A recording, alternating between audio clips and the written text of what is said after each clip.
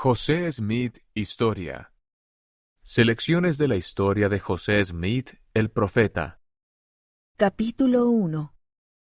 José Smith habla de sus ascendientes, de los miembros de su familia y de los lugares donde habían vivido anteriormente.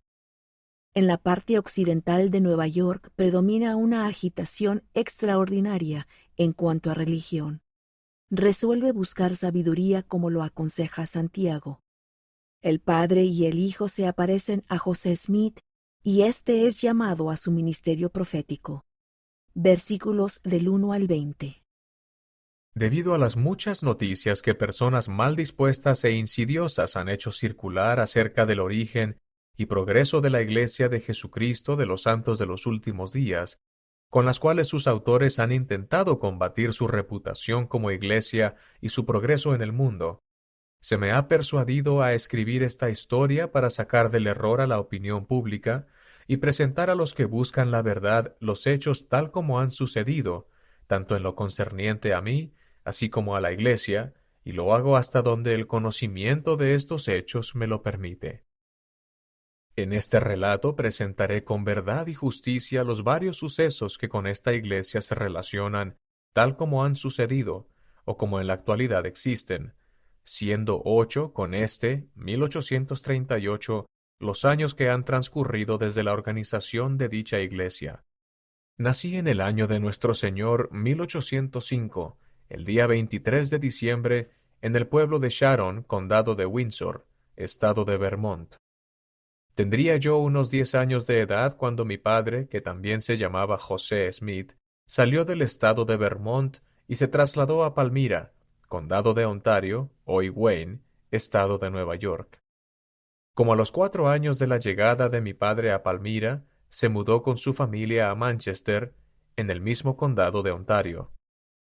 11 personas integraban su familia, a saber, mi padre Joseph Smith, mi madre Lucy Smith, cuyo apellido de soltera era Mack, hija de Solomon Mack, mis hermanos Alvin, fallecido el 19 de noviembre de 1823 a los 25 años de edad, Hiram, yo, Samuel Harrison, William, Don Carlos, y mis hermanas Sophronia, Catherine y Lucy.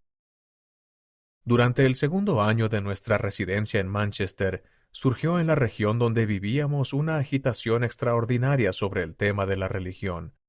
Empezó entre los metodistas, pero pronto se generalizó entre todas las sectas de la comarca. En verdad, parecía repercutir en toda la región, y grandes multitudes se unían a los diferentes partidos religiosos, ocasionando no poca agitación y división entre la gente, pues unos gritaban «He aquí» y otros «He allí». Unos contendían a favor de la fe metodista, otros a favor de la presbiteriana y otros a favor de la bautista. Porque a pesar del gran amor expresado por los conversos de estas distintas creencias en el momento de su conversión, y del gran celo manifestado por los clérigos respectivos, que activamente suscitaban y fomentaban este cuadro singular de sentimientos religiosos, a fin de lograr convertir a todos, como se complacían en decir, pese a la secta que fuere. Sin embargo, cuando los conversos empezaron a dividirse, unos con este partido y otros con aquel, se vio que los supuestos buenos sentimientos, tanto de los sacerdotes como de los conversos, eran más fingidos que verdaderos, porque siguió una escena de gran confusión y malos sentimientos, sacerdote contendiendo con sacerdote y converso con converso, de modo que toda esa buena voluntad del uno para con el otro, si es que alguna vez la abrigaron, se había perdido completamente en una lucha de palabras y contienda de opiniones. Por esa época tenía yo 14 años de edad. La familia de mi padre se convirtió a la fe presbiteriana, y 4 de ellos ingresaron a esa iglesia, a saber, mi madre, Lucy, mis hermanos Hiram y Samuel Harrison, y mi hermana Sophronia. Durante estos días de tanta agitación, invadieron mi mente una seria reflexión y gran inquietud. Pero no obstante la intensidad de mis sentimientos que a menudo eran punzantes, me conservé apartado de todos estos grupos, aunque concurría a sus respectivas reuniones cada vez que la ocasión me lo permitía. Con el transcurso del tiempo llegué a inclinarme un tanto a la secta metodista, y sentí cierto deseo de unirme a ella, pero eran tan grandes la confusión y la contención entre las diferentes denominaciones, que era imposible que una persona tan joven como yo, y sin ninguna experiencia en cuanto a los hombres y las cosas, llegase a una determinación precisa sobre quién tenía razón y quién no. Tan grande e incesante eran el clamor y el alboroto, que a veces mi mente se agitaba en extremo. Los presbiterianos estaban decididamente en contra de los bautistas y de los metodistas, y se valían de toda la fuerza del razonamiento, así como de la sofistería para demostrar los errores de aquellos, o por lo menos hacer creer a la gente que estaban en error. Por otra parte, los bautistas y los metodistas, a su vez, se afanaban con el mismo celo para establecer sus propias doctrinas y refutar las demás. En medio de esta guerra de palabras y tumulto de opiniones, a menudo me decía a mí mismo, ¿qué se puede hacer? ¿Cuál de todos estos grupos tiene razón? ¿O están todos en error? Si uno de ellos es verdadero, ¿cuál es? ¿Y cómo podré saberlo?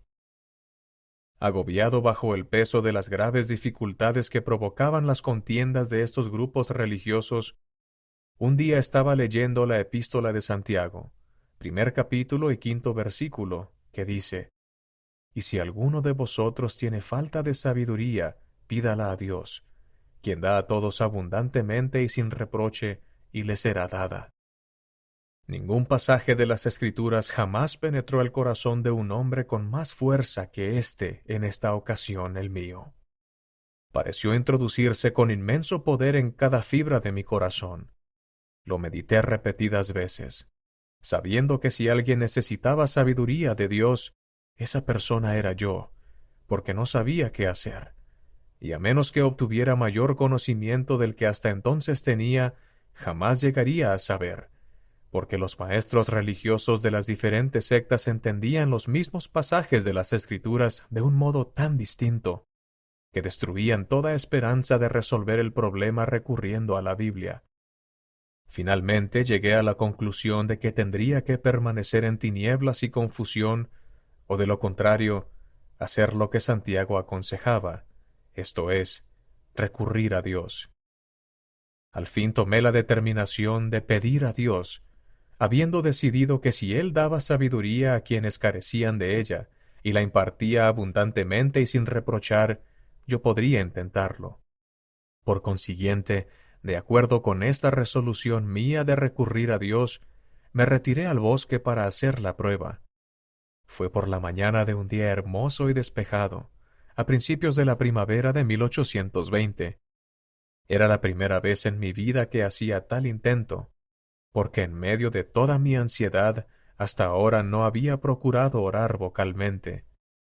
Después de apartarme al lugar que previamente había designado, mirando a mi derredor y encontrándome solo, me arrodillé y empecé a elevar a Dios el deseo de mi corazón. Apenas lo hube hecho, cuando súbitamente se apoderó de mí una fuerza que me dominó por completo, y surtió tan asombrosa influencia en mí que se me trabó la lengua, de modo que no pude hablar. Una densa oscuridad se formó alrededor de mí, y por un momento me pareció que estaba destinado a una destrucción repentina. Mas esforzándome con todo mi aliento por pedirle a Dios que me librara del poder de este enemigo que se había apoderado de mí, y en el momento en que estaba para hundirme en la desesperación y entregarme a la destrucción, no a una ruina imaginaria, sino al poder de un ser efectivo del mundo invisible, que ejercía una fuerza tan asombrosa como yo nunca había sentido en ningún otro ser. Precisamente en este momento de tan grande alarma, vi una columna de luz, más brillante que el sol, directamente arriba de mi cabeza, y esta luz gradualmente descendió hasta descansar sobre mí. No bien se apareció, me sentí libre del enemigo que me había sujetado. Al reposar sobre mí la luz, vi en el aire arriba de mí a dos personajes, cuyo fulgor y gloria no admiten descripción. Uno de ellos me habló, llamándome por mi nombre, y dijo señalando al otro: Este es mi Hijo amado, escúchalo. Había sido mi objeto recurrir al Señor para saber cuál de todas las sectas era la verdadera, a fin de saber a cuál unirme. Por tanto, luego que me hube recobrado lo suficiente para poder hablar, pregunté a los personajes que estaban en la luz arriba de mí cuál de todas las sectas era la verdadera, porque hasta ese momento nunca se me había ocurrido pensar que todas estuvieran en error, y a cuál debía unirme. Se me contestó que no debía unirme a ninguna, porque todas estaban en error, y el personaje que me habló dijo que todos sus credos eran una abominación a su vista, que todos aquellos profesores se habían pervertido, que con sus labios me honran, pero su corazón lejos está de mí. Enseñan como doctrinas los mandamientos de los hombres, teniendo apariencia de piedad, mas negando el poder de ella. De nuevo me mandó que no me uniera a ninguna de ellas, y muchas otras cosas me dijo que no puedo escribir en esta ocasión. Cuando otra vez volví en mí, me encontré de espaldas mirando hacia el cielo. Al retirarse la luz, me quedé sin fuerzas, pero poco después, habiéndome recobrado hasta cierto punto, volví a casa. Al apoyarme sobre la mesilla de la chimenea, mi madre me preguntó si algo me pasaba. Yo le contesté, pierda cuidado, todo está bien, me siento bastante bien. Entonces le dije, he sabido a satisfacción mía que el presbiterianismo no es verdadero. Parece que desde los años más tiernos de mi vida el adversario sabía que yo estaba destinado a perturbar y molestar su reino. De lo contrario, ¿por qué habían de combinarse en mi contra los poderes de las tinieblas? ¿Cuál era el motivo de la oposición y persecución que se desató contra mí casi desde mi infancia? Algunos predicadores y otros profesores de religión rechazan el relato de la primera visión. Se desata la persecución contra José Smith. Él testifica de la realidad de la visión. Versículos del 21 al 26. A los pocos días de haber visto esta visión, me encontré por casualidad en compañía de uno de los ministros metodistas, uno muy activo en la ya mencionada agitación religiosa. Y hablando con él de asuntos religiosos, aproveché la oportunidad para relatarle la visión que yo había visto. Su conducta me sorprendió grandemente. No sólo trató mi narración livianamente, sino con mucho desprecio, diciendo que todo aquello era del diablo, que no había tales cosas como visiones ni revelaciones en estos días, que todo eso había cesado con los apóstoles, y que no volvería a haber más. Sin embargo, no tardé en descubrir que mi relato había despertado mucho prejuicio en contra de mí entre los profesores de religión, y fue la causa de una fuerte persecución, cada vez mayor, y aunque no era yo sino un muchacho desconocido, apenas entre los 14 y 15 años de edad, y tal mi posición en la vida que no era un joven de importancia alguna en el mundo. Sin embargo, los hombres de elevada posición se fijaban en mí lo suficiente para agitar el sentimiento público en mi contra y provocar con ello una encarnizada persecución. Y esto fue general entre todas las sectas, todas se unieron para perseguirme. En aquel tiempo me fue motivo de seria reflexión, y frecuentemente lo ha sido desde entonces. Cuán extraño que un muchacho desconocido de poco más de 14 años, y además uno que estaba bajo la necesidad de ganarse un escaso sostén con su trabajo diario, fuese considerado persona de importancia suficiente para llamar la atención de los grandes personajes de las sectas más populares del día, y a tal grado que suscitaba en ellos un espíritu de la más rencorosa persecución y vilipendio. Pero, extraño o no, así aconteció, y a menudo fue motivo de mucha tristeza para mí. Sin embargo, no por esto dejaba de ser un hecho el que yo hubiera visto una visión. He pensado desde entonces que me sentía igual que Pablo, cuando presentó su defensa ante el rey Agripa y refirió la visión, en la cual vio una luz y oyó una voz. Mas con todo, fueron pocos los que le creyeron. Unos dijeron que estaba mintiendo, otros que estaba loco, y se burlaron de él y lo vituperaron. Pero nada de esto destruyó la realidad de su visión. Había visto una visión, y él lo sabía, y toda la persecución debajo del cielo no iba a cambiar ese hecho.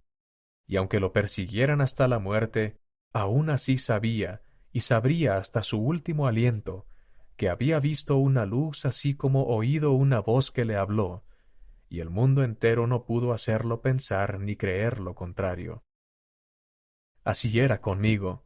Yo efectivamente había visto una luz, y en medio de la luz vi a dos personajes, los cuales en realidad me hablaron. Y aunque se me odiaba y perseguía por decir que había visto una visión, no obstante era cierto. Y mientras me perseguían y me vilipendiaban, y decían falsamente toda clase de mal en contra de mí por afirmarlo, yo pensaba en mi corazón, ¿por qué me persiguen por decir la verdad? En realidad he visto una visión. ¿Y quién soy yo para oponerme a Dios? ¿O por qué piensa el mundo hacerme negar lo que realmente he visto? Porque había visto una visión. Yo lo sabía, y sabía que Dios lo sabía, y no podía negarlo, ni osaría hacerlo. Por lo menos sabía que haciéndolo ofendería a Dios y caería bajo condenación. Mi mente ya estaba satisfecha en lo que concernía al mundo sectario, que mi deber era no unirme a ninguno de ellos, sino permanecer como estaba hasta que se me dieran más instrucciones. Había descubierto que el testimonio de Santiago era cierto, que si el hombre carece de sabiduría, puede pedirla a Dios y obtenerla sin reproche. Moroni se aparece a José Smith. El nombre de José se tomará para bien y para mal entre todas las naciones.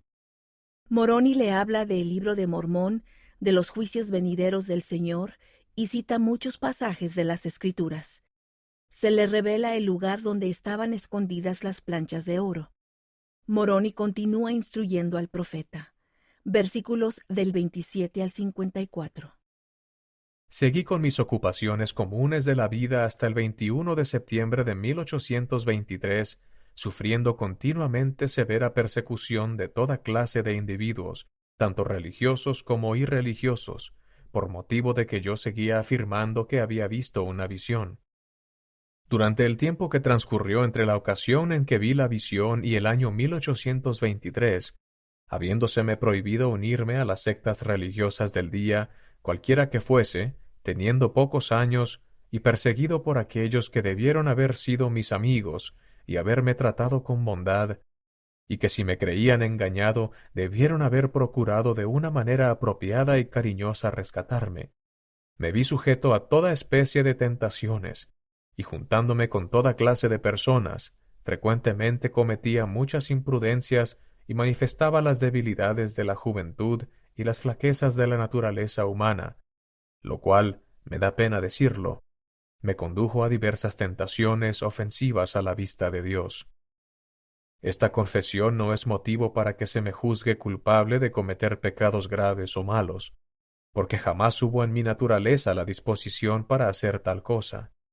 Pero sí fui culpable de levedad, y en ocasiones me asociaba con compañeros joviales, etc., cosa que no correspondía con la conducta que había de guardar uno que había sido llamado por Dios como yo. Mas esto no le parecerá muy extraño a cualquiera que se acuerde de mi juventud y conozca mi jovial temperamento natural. Como consecuencia de estas cosas, solía sentirme censurado a causa de mis debilidades e imperfecciones, de modo que por la noche del ya mencionado día 21 de septiembre, después de haberme retirado a la cama, me puse a orar, pidiéndole a Dios Todopoderoso perdón de todos mis pecados e imprudencias, y también una manifestación para saber de mi condición y posición ante Él, porque tenía la más absoluta confianza de obtener una manifestación divina, como previamente la había tenido. Encontrándome así, en el acto de suplicar a Dios, vi que se aparecía una luz en mi cuarto, y que siguió aumentando hasta que la habitación quedó más iluminada que al mediodía, cuando repentinamente se apareció un personaje al lado de mi cama, de pie en el aire, porque sus pies no tocaban el suelo. Llevaba puesta una túnica suelta de una blancura exquisita. Era una blancura que excedía a cuanta cosa terrenal jamás había visto yo, y no creo que exista objeto alguno en el mundo que pueda presentar tan extraordinario brillo y blancura. Sus manos estaban desnudas, y también sus brazos, un poco más arriba de las muñecas, y de igual manera sus pies, así como sus piernas, poco más arriba de los tobillos. También tenía descubiertos la cabeza y el cuello, y pude darme cuenta de que no llevaba puesta más ropa que esta túnica, porque estaba abierta de tal manera que podía verle el pecho. No sólo tenía su túnica esta blancura singular, sino que toda su persona era gloriosa más de lo que se puede describir, y su faz era como un vivo relámpago. El cuarto estaba sumamente iluminado, pero no con la brillantez que había en torno de su persona. Cuando lo vi por primera vez tuve miedo, mas el temor pronto se apartó de mí. Me llamó por mi nombre y me dijo que era un mensajero enviado de la presencia de Dios y que se llamaba Moroni, que Dios tenía una obra para mí y que entre todas las naciones, tribus y lenguas se tomaría mi nombre para bien y para mal, o sea, que se iba a hablar bien y mal de mí entre todo pueblo. Dijo que se hallaba depositado un libro, escrito sobre planchas de oro, el cual daba una relación de los antiguos habitantes de este continente, así como del origen de su procedencia. También declaró que en él se encerraba la plenitud del Evangelio eterno, cual el Salvador lo había comunicado a los antiguos habitantes.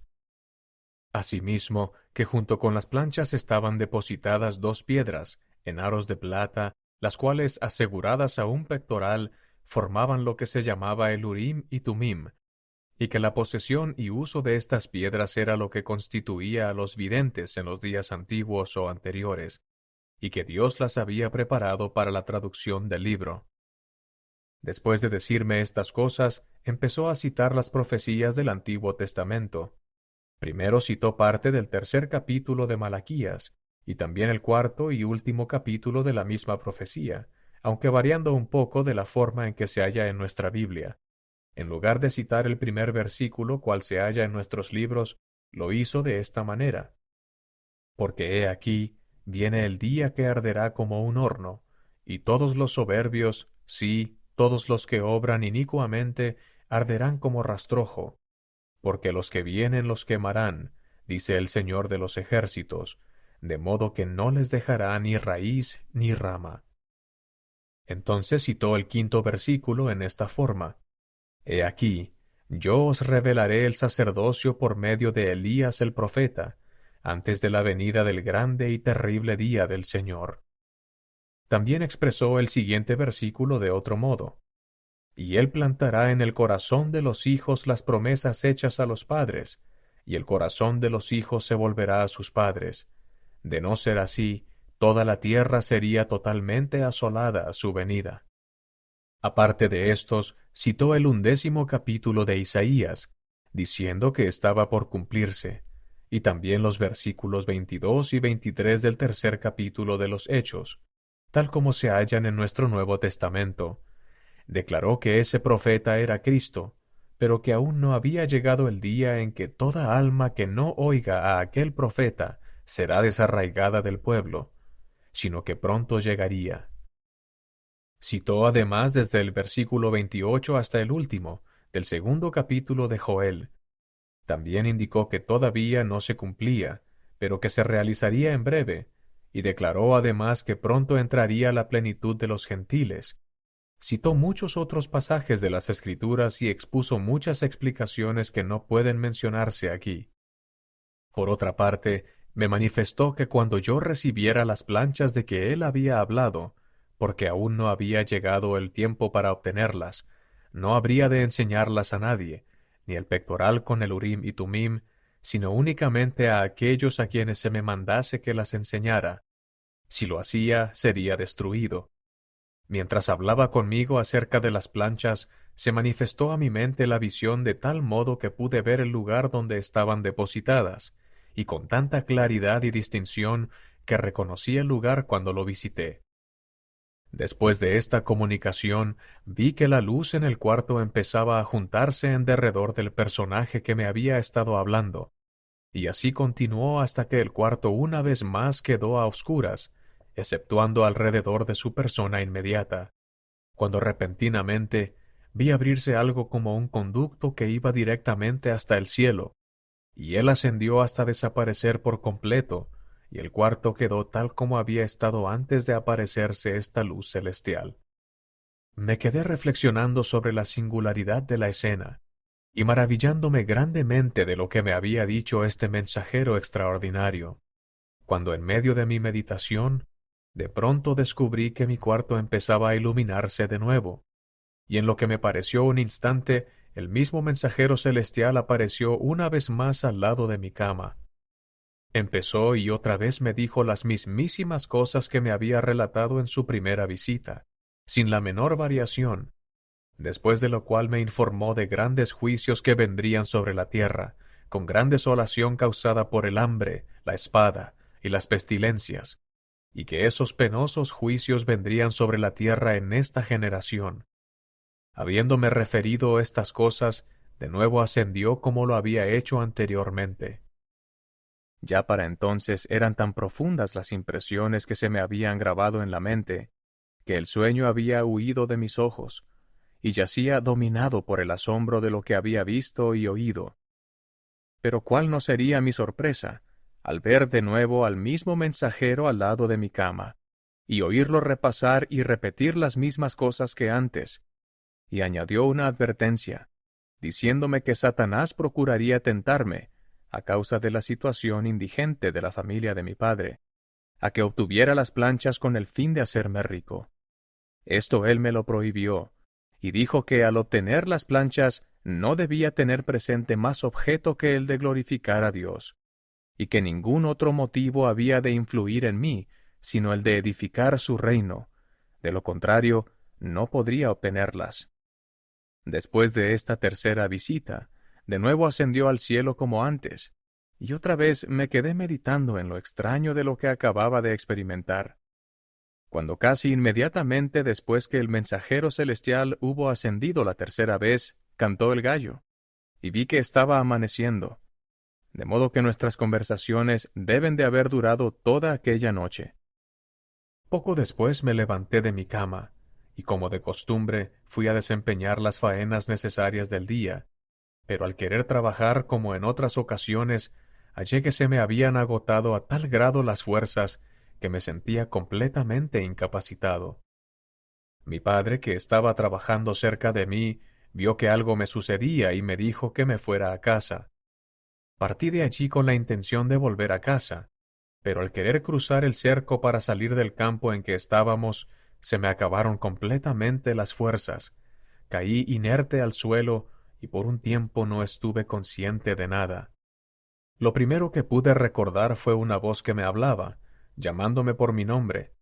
Alcé la vista y a la altura de mi cabeza vi al mismo mensajero, rodeado de luz como antes. Entonces me relató otra vez todo lo que me había referido la noche anterior, y me mandó ir a mi padre y hablarle acerca de la visión y los mandamientos que había recibido. Obedecí, regresé a donde estaba mi padre en el campo, y le declaré todo el asunto. Me respondió que era de Dios, y me dijo que fuera e hiciera lo que el mensajero me había mandado. Salí del campo y fui al lugar donde el mensajero me había dicho que estaban depositadas las planchas, y debido a la claridad de la visión que había visto tocante al lugar, en cuanto llegué allí lo reconocí. Cerca de la aldea de Manchester, condado de Ontario, estado de Nueva York, se levanta una colina de tamaño regular, y la más elevada de todas las de la comarca. Por el costado occidental del cerro, no lejos de la cima, debajo de una piedra de buen tamaño, yacían las planchas, depositadas en una caja de piedra. En el centro, y por la parte superior, esta piedra era gruesa y redonda, pero más delgada hacia los extremos, de manera que se podía ver la parte céntrica sobre la superficie del suelo, mientras que alrededor de la orilla estaba cubierta de tierra. Habiendo quitado la tierra, conseguí una palanca que logré introducir debajo de la orilla de la piedra, y con un ligero esfuerzo